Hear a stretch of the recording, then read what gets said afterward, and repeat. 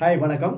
இன்னைக்கு திரையில பரபரப்பா ஓடிக்கொண்டு இருக்கின்ற கல்கி என்ற ஒரு திரைப்படத்த பத்தி தான் நம்ம பார்க்க போறோம். ஆக்சுவலா இந்த படத்த நாக் அஸ்வின் என்ற டைரக்டர் டைரக்ட் பண்ணியிருக்கிறாரு. சந்தோஷ் நாராயணன் மியூசிக் பண்ணியிருக்காரு. அமிதாப் பச்சன், கமலஹாசன், பிரபாஸ், தீபிகா படுகோன் மற்றும் நிறைய நடிகைகள் இந்த படத்தில் நடிச்சிருக்கிறாங்க. இந்த கதை என்னன்னு கேட்டிங்கன்னா, 9 அவதாரம் முடிஞ்சு, தசாவதாரத்தில் 9 அவதாரம் முடிஞ்சு 10வது அவதாரமான கல்கி என்ற கடவுள் இந்த உலகத்தில் பிறக்கும்போது ஏற்படுகின்ற பிரச்சனையை பற்றி சொல்ல வந்திருக்கிறாங்க. கிட்டத்தட்ட மகாபாரதத்தினுடைய தொடர்ச்சியாக இந்த கதை வருது. இந்த கதை 2898 நடக்கிறதா அவங்க சொல்லியிருக்கிறாங்க.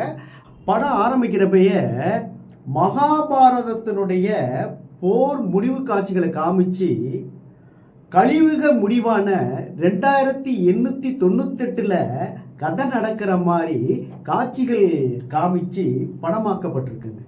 உலகமே அழிஞ்சி இந்த காசி நகரம் மட்டும்தாங்க கடைசியில் மிச்சம் இருக்கு.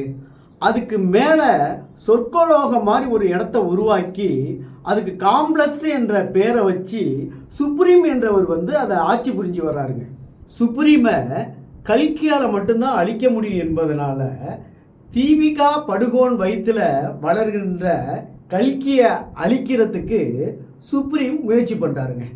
இன்னொரு குரூப்பு தீபிகா படுகோனை காப்பாற்ற நினைக்கிறாங்க. இதில் அமிதாப் பச்சனோ பிரபாஸோ எந்த குரூப்பில் இருக்கிறாங்க, தீபிகா படுகோனை காப்பாற்றுறாங்களா இல்லையா என்பது தான் கதை. இந்த படத்தோட சக்ஸஸே மேக்கிங் தாங்க.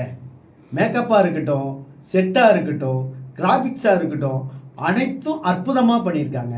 இந்த படத்தில் ஒர்க் பண்ண டெக்னீஷியன் எல்லாருமே அற்புதமாக ஹாலிவுட் ரேஞ்சுக்கு பண்ணியிருக்காங்க. இந்த படத்தில் நடித்த நடிகர்கள்லாம் பார்த்தீங்கன்னா மிக சிறப்பாகவே பண்ணியிருக்காங்க. நம்ம உலகநாயகன் கமலஹாசன் அவர்கள் இதுவரை தோன்றாத தோற்றத்தில் 10 நிமிஷம் வந்தாலும் பின்னி எடுத்திருக்காருங்க. போய் குடும்பத்தோடு இந்த படத்தை நீங்களும் பாருங்கள். நன்றி, வணக்கம்.